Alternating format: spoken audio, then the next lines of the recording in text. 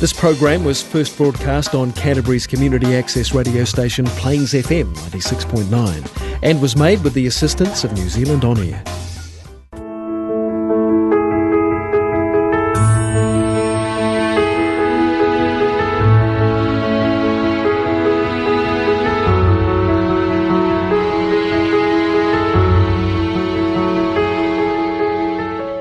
Good morning, Bliss lovers. It is Rebecca Davison here, intuition coach and founder of the Intuitive Life Academy. Welcome to the Find Your Bliss show here at Plains FM, where we broadcast live every Thursday morning.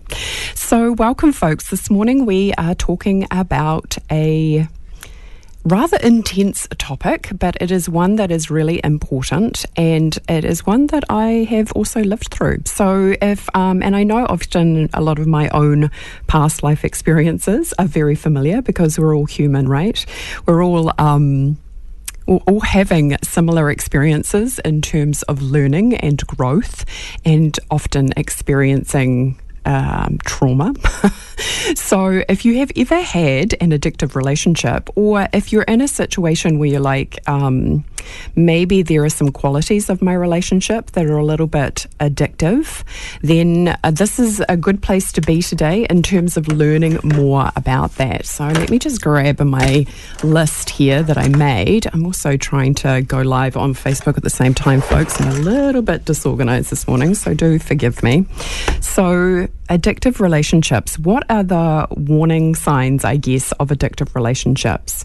So, and again, it's important to be able to go through this information, to be able to identify, you can look at your own romantic relationships and go, is this something that is currently occurring for me? Are there elements here of addiction in my relationship? And what does it take to really heal that?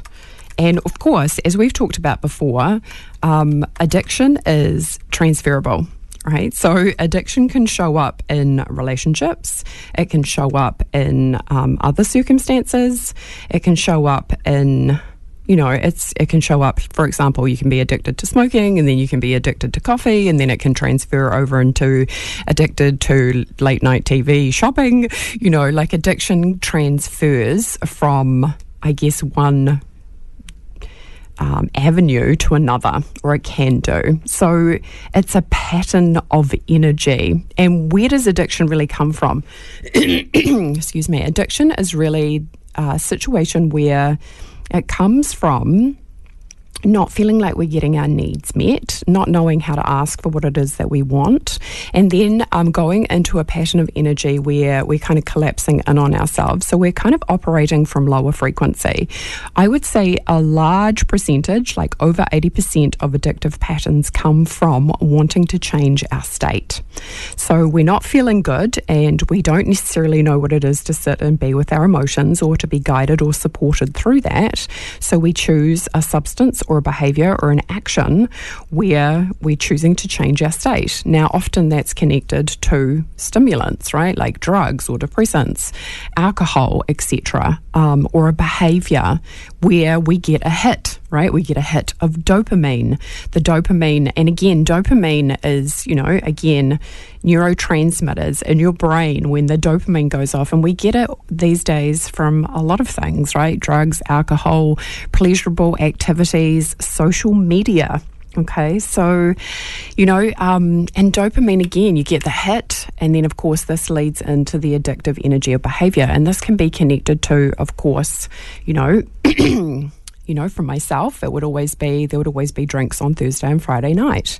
And even the thought of it would you could see looking back that it would create a loop or a pattern of energy where you're looking forward to it because you're going to have that experience. That it's going to bring you pleasure. So it actually reinforces a cycle of behavior and energy. So when it comes to addictive relationships, though, let's have a look at some of the elements that may be present. I think one of the first things to show when a relationship is addictive is that it often feels harder than it does feel easy. And this is a big pattern, folks, for a lot of people.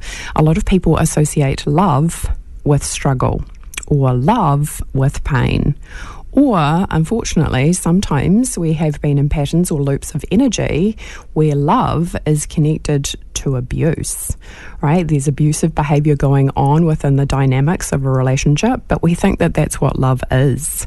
And never more so have we seen this, obviously, in family relationships. The family dynamics where, people are being unkind to each other, but they don't necessarily have their conscious awareness of how to make a different choice. So they're actually being cruel. There's maybe not enough boundaries, or maybe there's too many boundaries. So, and again, like being in a family, it doesn't come with a guidebook, right? Like we have Plunkett perhaps, and we have way more awareness than we used to, but we don't necessarily have all the information that we need. We need to go to a greater level of awareness, especially when it comes to raising children, in order for them to grow up to be a human that's in their power and in their authority and can speak their truth and knows what their boundaries are and can actually ask for what it is that they need and want. So with an addictive relationship, it will often feel difficult. It will feel like a challenge. It will feel like, and I've often seen this with and clients with codependent relationships, where there is one person, and often two, because this is particular quite often to healers, right? Healers want to fix other people. They want to take away their pain. So often when this transfers over into relationships, it can go from an empath narcissist situation, right, where the empath wants to heal the narcissist and kind of get sucked into the narcissist's world, or the empath is in a situation where they want to fix, heal, solve, love that other person out of their pain, and that's not actually the empath's job. They're often not even invited to do that, but they assign themselves that role. This person's hurting. I need to help them. If I love them enough, then they will be okay. What do I need to do to fix it? Which is a very, it's a good intention, but as we know, was it Jim Morrison or somebody else who said, right, the road to hell is paved with good intentions. You're good intentions, and that's why I talk a lot about staying in your own lane and focusing on yourself. You do not have control over how other people behave. Now, once upon a time in my reality, I got this a little bit distorted, where I thought that everybody showing up in my world was essentially, and how they were behaving was my responsibility. And again, on a spiritual level, what you see is a reflection of you and your reality. However, you're not responsible for all of it. And I was making a big mistake thinking, I'm seeing this distortion, so therefore I have to fix it. And again, it is not, if you see distortion, that's fine, that's true. You don't have to rush into it and fix it. You don't have to extend yourself. You can just be the observer. And again, if you're in an addictive relationship right now, one of the first things that you can do, which is the best thing you can do, is acknowledge it and recognize it and observe it. Take a step back. Don't go into doing. Just stay in a place of like, I'm just going to look and see what's happening here, because the energy will show you. This is why, folks, intuition is so important, because the energy tells you everything. The energy doesn't have an agenda. It just is what it is. Whether the energy is contracted, which means that it's probably going to feel awful, or expanded, where it probably will feel good, right? The energy doesn't have an agenda. It just is. It doesn't lie. Whereas people with their words, they can have one meaning, but their energy can be completely different. Like, I love you, but I don't even love myself. Right? That is not a great fun place to be. And in addictive relationships, from what I've seen too with clients, there's often a power struggle. Right? The people in the relationship can often be in a lack of awareness around their own masculine and feminine energies. I've talked about this before. Feminine energy is receptive, right? It is open. Masculine energy is more directive. For women in business, we need to embody some of our masculine energy to be able to go out there and make things happen, to have the drive to overcome. But if you have two people and they're both in their masculine energy, it's going to feel like a competition. And it is a big turn-off for both parties if you're in that energy where you're kind of butting heads against each other. The other aspect, of course, is the feminine. If you're both in your feminine, there's probably not that much direction. And this is how sexual energy is polarized, i.e., the arc of polarity between masculine and feminine. That's what the attraction is. If you've got two people in their masculine, it's not going to really feel like attraction. It's going to feel like competition. If you've got two people in their feminine, it's going to feel directionless. The arc of polarity, and again, it doesn't matter if you're in a heterosexual relationship or a same-sex relationship, there needs to be an arc of polarity between masculine and feminine, which is why you'll often see in a same-sex relationship that one person is more in their feminine and one person is more in their masculine. That's how the attraction happens. So, and also too, we want to be aware of that. So often what happens in an addictive relationship is people are often in a power struggle, and they're often more, they're trying to gain control often. So often that can probably feel like a bit of competition, right? It can feel like a battle. It can feel like that push-pull. And again, with an addictive relationship, as we will discover as we go further into the show today, that it often goes back to our childhood and the feelings of rejection, abandonment, and not being safe. We subconsciously do this. If you're not aware of this, folks, check this out right now. In your relationship with your partner, you are probably looking on some level, subconsciously, to get your needs met from your opposite sex parent, right? So if you're a woman, very common to want to get your needs met from what you wanted from your father through your partner. And we want to be really aware of this because this is all patterns of energy, and we don't consciously think, oh, am I choosing this person because there's something about them that reminds me of my dad? But I would encourage you to kind of actually look at that, put that pair of glasses on in that perspective and go, what is it about my partner that has similar qualities to my dad? I remember even going out with a friend one night, and she said about the guy that I was interested in at the time. She's like, oh, wow, he's kind of like your dad, isn't he? And I was like, oh, really? And of course, at that point in time, I was like, oh, that's interesting. That's a compliment, I think.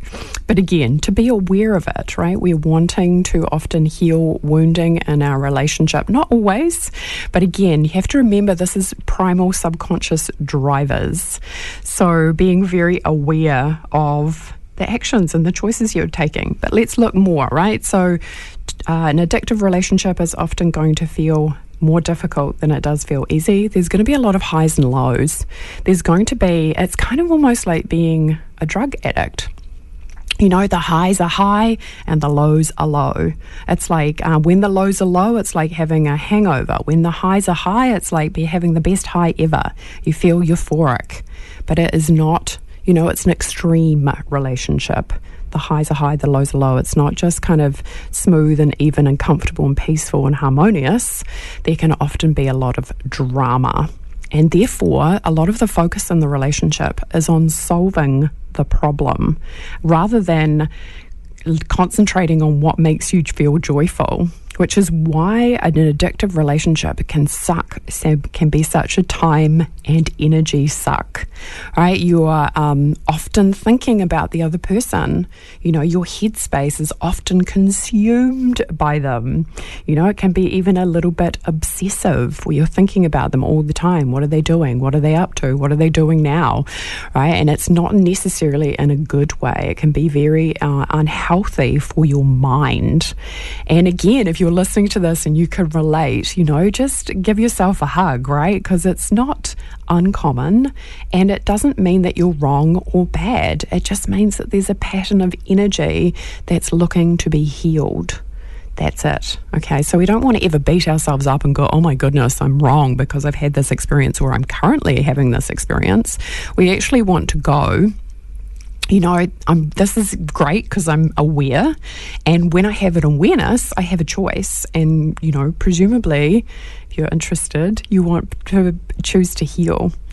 And healing addictive relationships, because again, the energy of addiction, you shift out of the relationship and then you can get addicted to something else, right? Social media, television, food, sex, smoking, drinking, right? That's often a big telltale sign of an addictive relationship, as you are engaging in things that you are not proud of. drinking too much, smoking too much, again, because there's a lot of fear-based energy. So you're trying to take up these things to keep yourself feeling more secure. You're trying to change your state on a consistent basis. So these relationships can be very damaging for your health. You know, you're often in adrenal fatigue because you're spending so much time and energy worrying about the relationship. You don't know what's going to happen next. There's a constant feeling of being slightly threatened, on edge, unstable, what's going to happen next. So again, there can be a circumstance, and again, hypervigilant, which you can imagine pumps adrenaline through your adrenal glands. And if you're doing that on a consistent basis, it is going to zap your energy, zap your focus. Sometimes it even zaps your ability to be able to do your job, right? So can you tell? Spoken like somebody who's been there, right? So anxiety, depression, the push-pull, it is all there. Sometimes even in extreme cases, this didn't happen for me personally, but I know other people that this has happened for. They've even contemplated suicide. Because what is happening is your inner child is desperately trying to get their needs met. You're essentially trying to heal your relationship with your parents, or what you felt like you got or you didn't get through this partner. You're wanting them to give you the love that perhaps you didn't feel like you got from your own parent. Now, don't get me wrong, because, you know, like, I love my dad, and, you know, as you know, my dad passed earlier this year. But again, you know, when you're a child, you can misinterpret behaviour.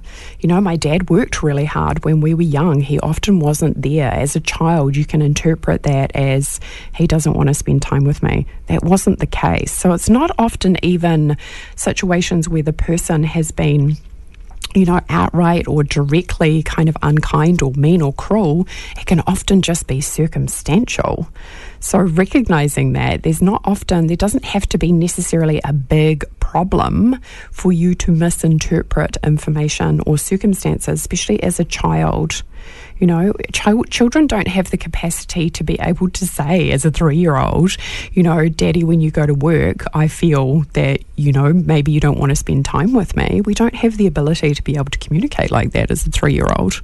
But that's what we do need to be aware of as parents, that, hey, it's actually more important for me to spend time with my child so they feel safe, loved and cared for. And again, I don't have any resentment towards my dad about that. You know, he did what he did because he felt that he needed to. But again, that was my understanding. That was my take on it. That was my awareness. And on some deep level, that's why we end up searching for familiar patterns of energy from other people. You know, and often what will happen is you'll end up attracting the person who is emotionally distant or not emotionally available, because it's a similar pattern of energy when that person isn't there. Can you see how that works? Hopefully. But again, you know, and maybe asking for yourself, you know, what is a pattern of energy that is really prevalent in your relationship right now? And how is that showing up for you? Maybe something that is causing you pain or discomfort, right? Asking yourself, where is it that I maybe am seeking something from my partner that I actually really wanted to receive from my parents? You know, asking yourself those questions, okay? Super, super important. Because again, you might have a little light bulb moment. You might have a little bit of like, oh my goodness, you know, I've never connected the dots on that before. And now that you have the awareness, you can actually go, okay, well, what am I going to choose to do about that? You know, maybe there is some forgiveness that needs to take place. Maybe I need to explain to my younger self that they're okay, right? And that you don't need to expect something from your romantic partner in front of you because of something that's actually connected to the past and your childhood and the way you grew up.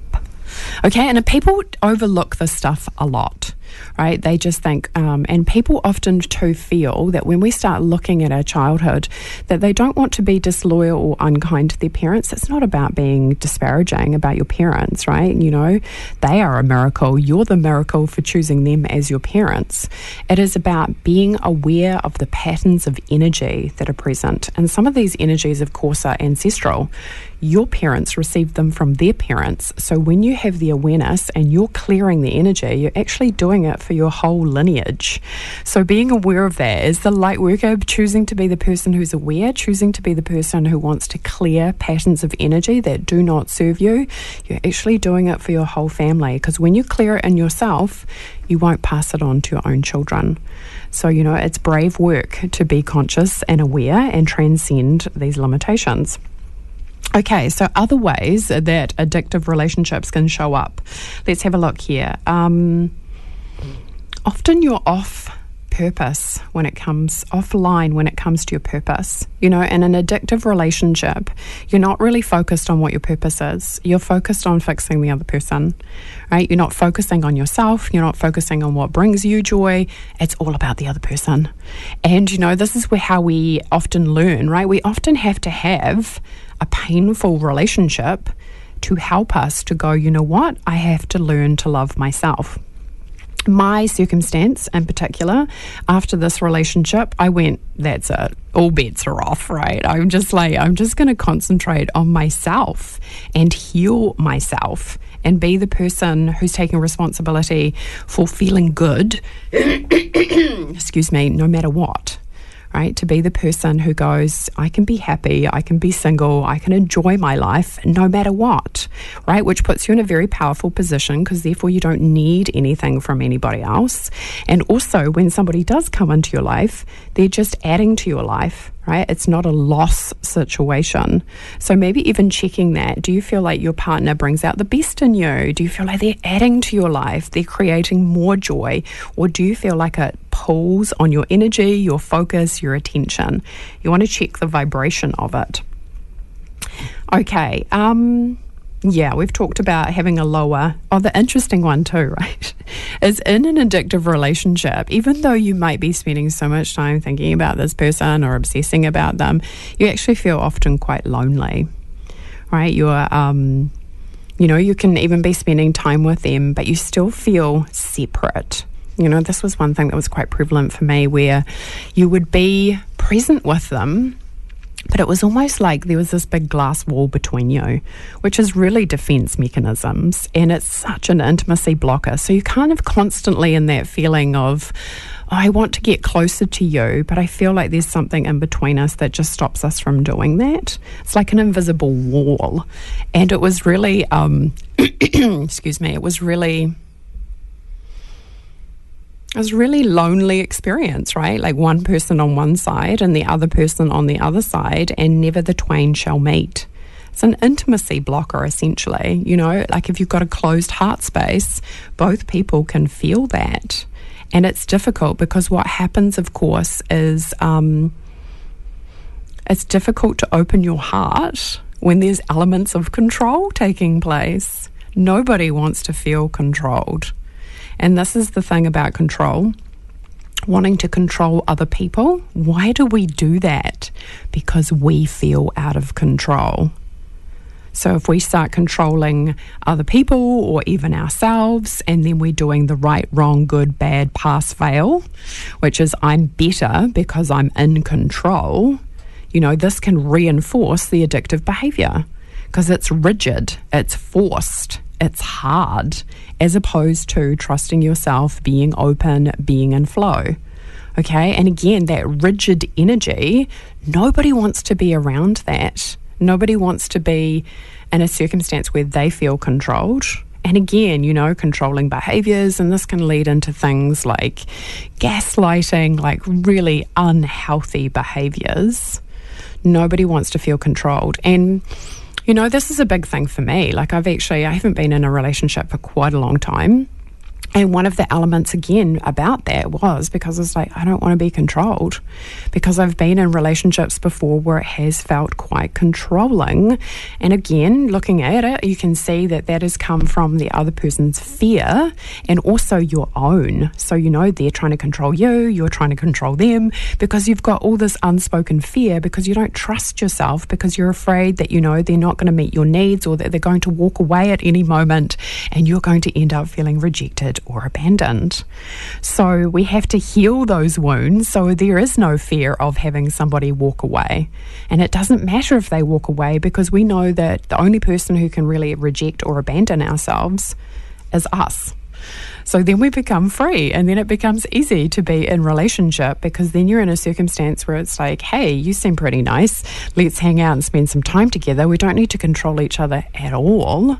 Or you can be very aware of when controlling energy comes up, and you have enough courage to speak to it and say, okay, that feels a little out of whack, so let's have a conversation about that. Okay, but again, supersonic awareness in regards to what is going on in an addictive relationship. Okay, so again, that sensation of perhaps feeling lonely is often a symptom of being in an addictive relationship. Acting in ways that you do not feel good about. So often too, an addictive relationship, because there is the high-low, it's difficult, it's a challenge, your energy can be quite contracted about it. There can often be some substance abuse that's going on, whether that's drinking, smoking, alcohol, something that where you want to change your state. There can also be circumstances where you're starting to do things that you're not very proud of. i.e. maybe you're drinking too much, i.e. maybe you're not telling your family what's really going on, i.e. maybe you're keeping information from your friends because you don't want them to know, right? Again, this can be a circumstance where you want to be aware if you start going into distortion, if you start telling little lies to yourself or other people about what you're doing or where you're spending your time, or, what's going on in your relationship. You want to be very aware of that. And again, to be in those circumstances where perhaps, you're waiting for that person to contact you, or you're waiting for anything, and therefore you're blowing other people off or stopping yourself from doing things with your friends because you're hoping for the opportunity to, get your dopamine hit, basically, from this person. And of course, folks, you can imagine that this just gets intensified, especially if it's a sexual relationship, because then you're starting to work against your own biology. Your body gets all lit up, right? When you have a sexual encounter, you have all those hormones going off like rockets in your body. So of course, again, associating that with this person, when you have a fight, the make-up sex is amazing. So again, the high-low, the difficulty of the relationship, the kind of the euphoria, but then, a couple of days later feeling terrible about it because nothing's actually changed, even though you might have had amazing sex. Okay, so starting to be really aware and just noticing for yourself, are any of these elements at play in your own relationship? And what does it take to start going, okay, well, yeah, it is often fraught. There is some substance stuff going on. Yeah, I do notice that when we get together, it's often when we're drinking. That's a big part of our relationship. I've definitely seen that for couples where, their relationship has been based around alcohol. Often when they start dating, right, they'll go out for dinner, they'll have a few drinks. People often have a few drinks so they feel less inhibited, they feel more calm, they feel less, anxious. And again, then it becomes like a triangulation with the two people and alcohol, as opposed to just being the two people. It's like, let's go out and have a drink because that's something that we can do together and feel more relaxed around. And noticing that, is alcohol or some kind of substance a triangle? Like there's three of you in the relationship and the drugs or the alcohol are number three. Looking at that kind of stuff. Okay, sometimes again, I've seen it where people have let their self-care slide, like they get a little bit out of control in their world, like they've let money stuff slip, like not paying their bills, not being aware, not focusing on it. Maybe it's self-care, maybe it's exercise, maybe it's looking after themselves, and again, I guess this reinforces, folks, that you just never know what people are going through, right? You always want to, people can present in a beautiful way, but they're not really taking care of themselves on the inside. They're not spending time with their emotions. They're not being present to what is important. So, thinking about those things in terms of people in your life and world, do you have somebody, and again, it's not always seen. If somebody comes to work and they've got a black eye for example, you probably have a pretty clear indication that there's something not great in their relationship at home. For a lot of other people, it is unseen, and it remains unseen unless you are open to using your awareness and your intuition, and you're picking up on it and you're going, whoa, I can actually feel the energy of this person. They're upset, they're unhappy. Unless they're actually demonstrating that, sometimes it's hard to see. Sometimes people will just shut off and go and pretend to themselves, this isn't happening, or I'm ashamed, or I'm embarrassed. I don't want other people to know that I'm in this relationship that's actually really hurting me, and I don't know how to get out of it, which is another telltale sign about an addictive relationship. You think that it's over, or you think that you've walked away from it, and you think that you've done, but you reel each other back in. I remember I found a letter actually that I'd written this person and from my past, and we hadn't spoken to each other for 6 weeks, and he just sent me a text out of the blue. And because I hadn't, 6 weeks isn't enough time to resolve the thing for yourself, right? Because it's so deep rooted. Boom, back into it again, the same dynamic, the same high low, yes no, just hideousness, really. It is like being a drug addict. You can't stop yourself. You keep going back, and you make yourself wrong about it too. You beat yourself up. You say, oh my goodness, why am I doing this? I know this isn't good for me. But that person kind of becomes your world. And again, folks, this can be, I have seen this for so many clients too, where it's reinforced, where you have had past lives together, because you can feel the energy in your body, right? You can feel that the pull. There's often, it's often a karmic relationship, with the person that I'm referring to. Like, after we split finally for good, I actually had a dream that he was, in a past life, he was my child, and he drowned in a canoeing accident. And I was like, oh my goodness, that makes so much sense, because it was such a primal cellular, it was so hard to let go. And you think about it, when you think about mothers and how they can pick up a car off their baby, right? It was kind of that feeling. It was primal, it was instinctive, and I was like, what is going on with me? It frightened me that this energy was there. And then I felt it on such a deep level. So even having that dream, it just helped shift so much energy, because it was like, that makes so much sense. No wonder I feel the way that I do, or I feel the way that I have about him, because it was so strong and it was primal. It was really primal. So recognizing that, when you have the awareness in regards to even past life experiences, you can shift the energy. That's why doing the Akashic Records can be so powerful in regards to what's showing up here and now. Great questions to ask in the Akashic Records is, do I have karma from a past life with this person? Right, karma being not necessarily even, because karma can be just a pattern of energy sometimes too, right? Like if you're an alcoholic in this day and age, it can literally be karma from a past life experience. It doesn't mean that you've done anything wrong. It's just kind of like a residual energy that has been created from a parallel experience, a different time and place.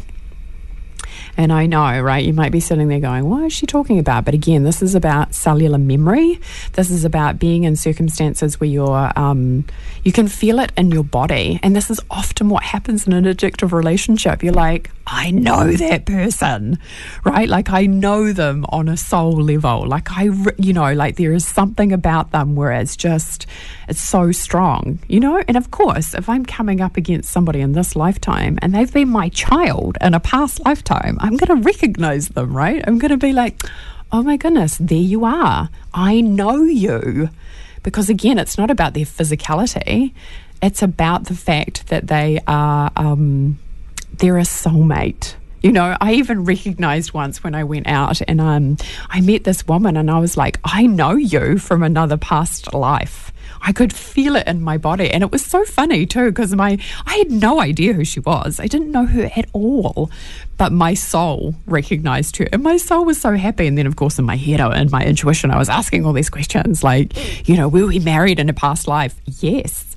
Right. So, of course, and it doesn't mean that you even have to pursue that. I don't know what she's doing now. Right. But It was just a moment in time where you felt the energy and it was strong and it's powerful, and it's just like your soul recognizes that person. It doesn't mean that you even have to do anything about it. Now I have that awareness, but when I was younger, it was almost like a compulsion. Of course, combined with a pattern of maybe some addictive behaviors and energies, for sure. Okay, so let's just have a look and see if there's anything else. Let me just have a wee look here. Oh, yeah. So you want to leave, but you can't. You're probably hiding things from your friends and family. You're letting your self-care slide, perhaps, in some ways, in terms of looking after yourself, acting in ways that you don't feel good about. You know, maybe there's a bit of excess there in regards to your behaviours because you're not feeling safe, or you're feeling like your needs aren't going to get met, or you're pushing the other person's buttons in order to get a reaction so you know that they care about you. Definitely did a lot of that. Other addictive behaviours, right? So again, there can be other substances involved. You can be feeling lonely even though you're in their presence. You know, there can often be some power struggles, some control issues going on. Your self-esteem takes a hammering. You know, the longer you're in the relationship, the more painful and the more depressed that you can become. So let's talk a little bit, like we've talked about the anxiety, depression, maybe even considering suicide, never really feeling that great, never really talking about your passions, your joys. You don't really celebrate each other because you're so fixated on solving the problem. Again, the highs, the lows, the things are more difficult than they are easy. Those are pretty much. And again, we talked a little bit about the dopamine and how, you know, the dopamine can be the hit where you see them, where you're like, it's going to be okay. You know, there can be a lot of fantasizing or turning it into a fantasy, right? Like it's going to be okay and we'll find the solution and we'll get there in the end. And, you know, and again, not that we don't want to have that thought process, but the only people who can choose to heal is the person themselves. Right? You can't convince somebody else to heal. A lot of people don't even know that it's an option. And a lot of people have a lot of resistance about feeling painful emotions. But I tell you what, folks, if you're listening to this, please hear this, right? If you are unhappy, what you need is somebody who can witness your emotions, not make them different, not make them wrong, right? None of your emotions are wrong. I've talked about this a lot. But to be the person who can just witness it, the energy needs to shift through your body and your energy fields. If you are in resistance, it can't do that. When you feel it, you release it. Yes, it is painful, but yes, once you've done it, it is over, right? There might be another painful emotion that comes up, but I'm telling you right now, you have the strength and courage to feel it. You just need to find somebody who can hold space for you and make you safe as you feel it. Because unfortunately, we don't have these skill sets yet out there in the common arena. We need to learn how to hold space for each other. You know, find a good person, a coach, right? A counselor, a psychotherapist, etc., who holds space. What does that mean? They are holding you in the energy of love. They are listening to you. They are not making your emotions wrong.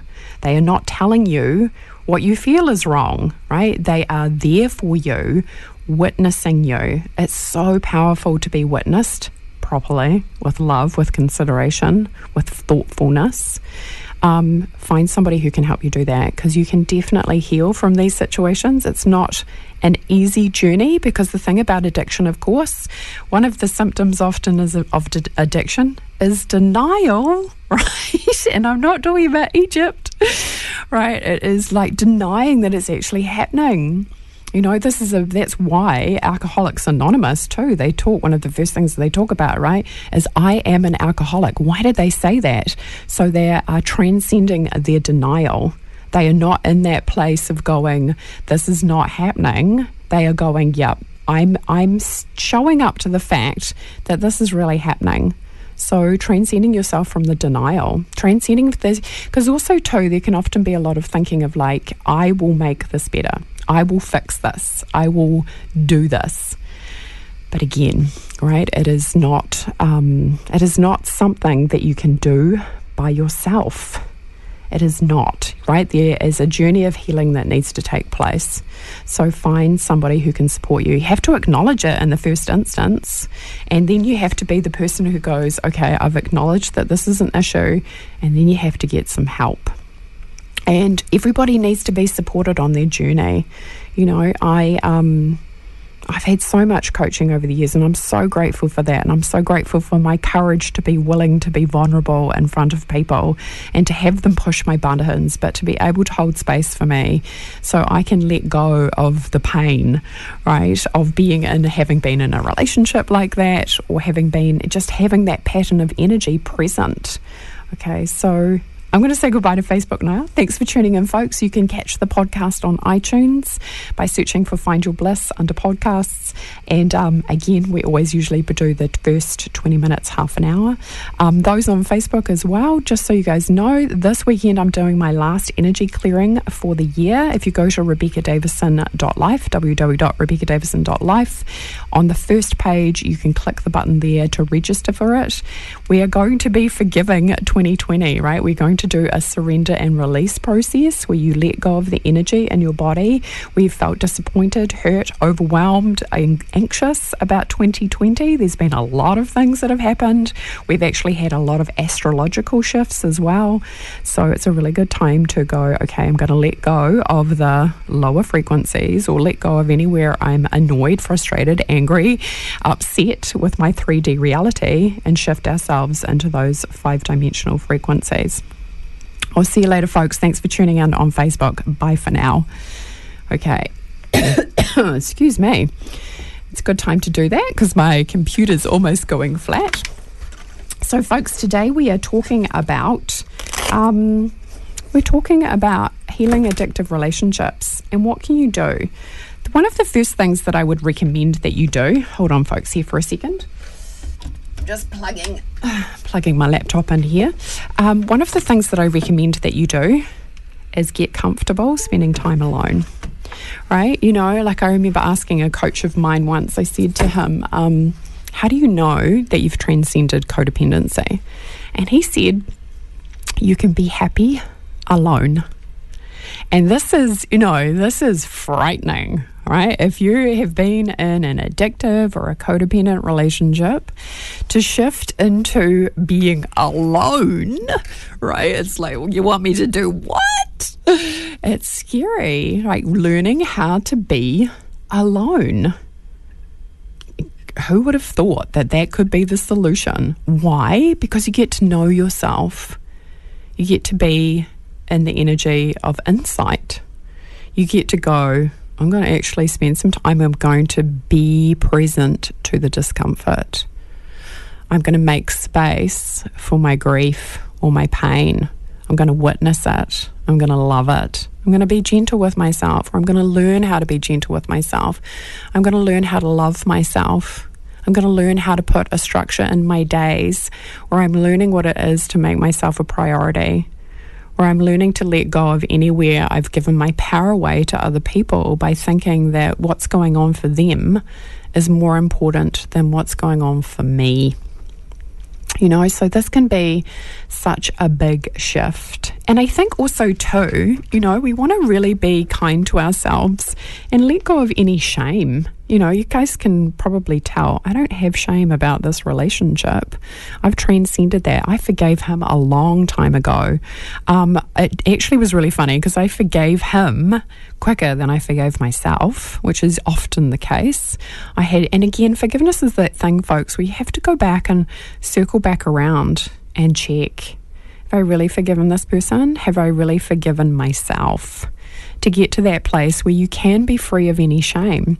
Because there's nothing wrong with having had this experience. In fact, I see it as incredibly valuable as a part of my spiritual growth. Like I knew that as soon as I met this person, that he was a big part of my journey in terms of spiritual growth.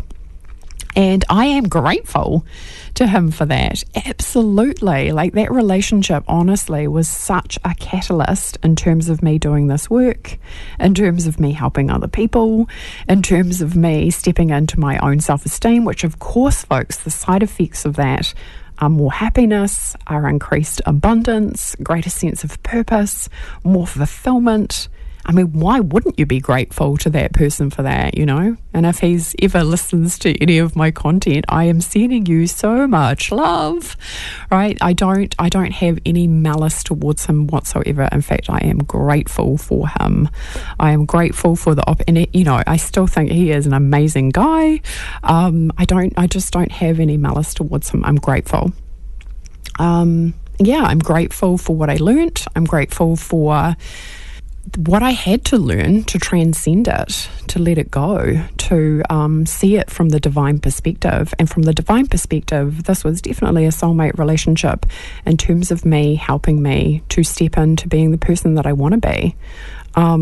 You know, you have to learn what it is to detach. You have to learn what it is to cut any cords between yourselves, especially low vibrational frequencies, right? And again, even like the sexual dynamic, that can be a really strong pull, folks. You know, it's such a strong, and that's why women especially, you know, when you start sleeping with somebody, it shifts everything, right? They say that often before sex, the woman's in control, and then after sex, the man is, right? Because, you know, as a woman, you're starting to, and a guy, right? You're working against your biology, because immediately for women, they start to get attached. As soon as sex is on the table, right, there's attachment there. It's only natural physically to want to attach to that person, because on a biological level, if you're looking at it, a woman really does need to attach to her partner if she's looking to procreate. And again, that is what your biology is instructing you on a very fundamental level. So once you start sleeping with somebody, you have to be aware, now in the mix is the chemistry of my biology, and starting to be very aware of that. That is a big thing, especially in terms of how you feel in your body. So really starting to think, you know, and again, what does it take to just love yourself right now and bless yourself right now? If you have been in an addictive relationship, or if you are in one currently, know that there is way out. It is a pattern of energy. And again, like I said, the roots of it will go back to your childhood. Maybe it's a learned behavior. Maybe you learnt from the people around you as a child how to avoid the truth, or how to avoid unpleasant feelings, or that you had to behave in a certain way. And again, it doesn't make it wrong or bad. It doesn't make our parents bad. It doesn't make our family bad. It's not about that. It's about just being aware of the patterns of energy that were present. This is why doing intuitive work can be so beneficial, because you learn what it is to observe without judgment.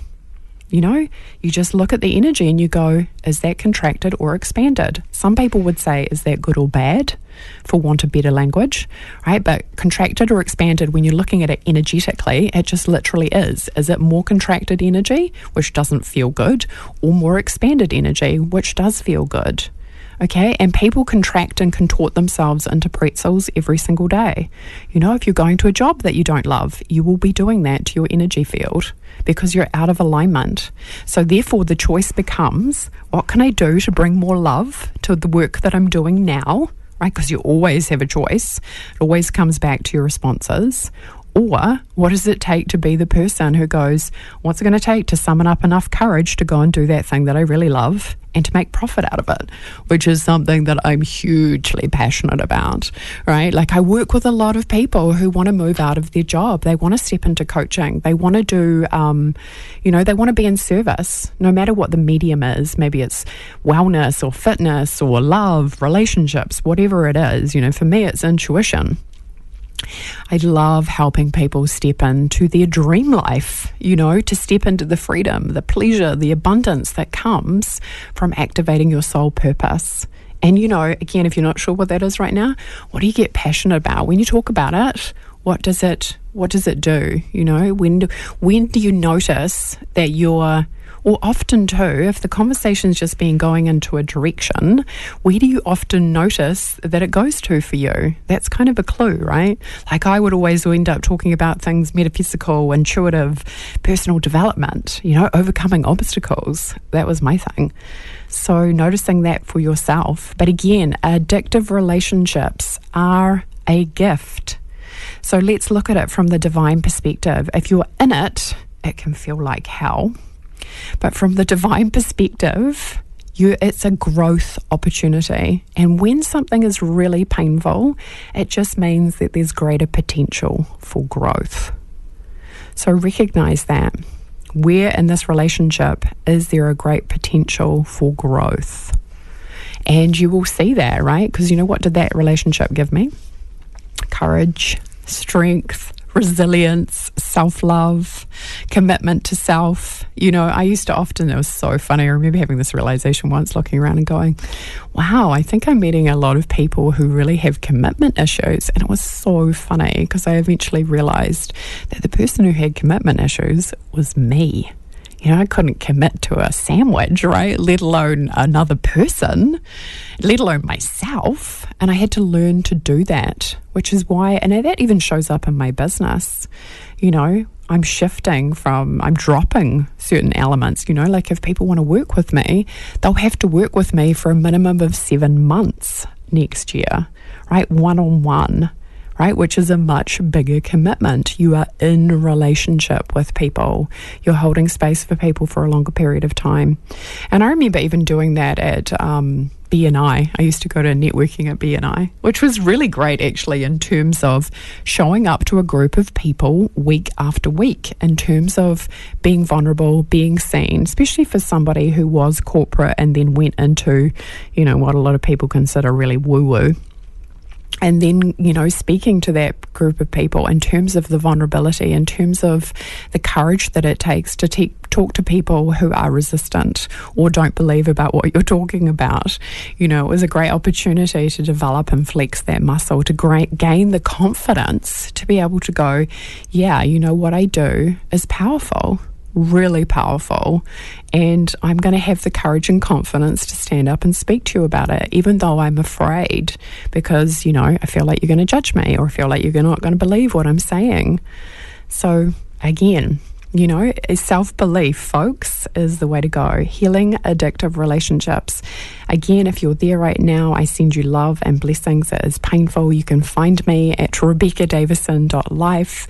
If you're interested in, you know, gaining some support in terms of how to transcend it, how do I know that I can help you? Because I've had one and I've healed myself from it. So that is probably the most powerful testimony. It does take time, because an addiction is something that you need to work with day to day, moment to moment, and be very present to it and be very aware. But again, what the addiction is doing in a way is calling you back to your divine nature. It's asking you to create that relationship again with source energy, with the divine, with the universe within you. And that's why it's so powerful.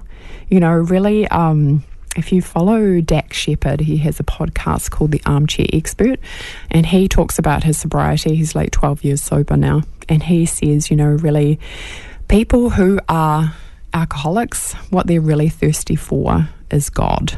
And that is so true. And, you know, that's a beautiful thing about addictive energy. And what you're really wanting is to know your deeper self. That's your home. That's your heaven.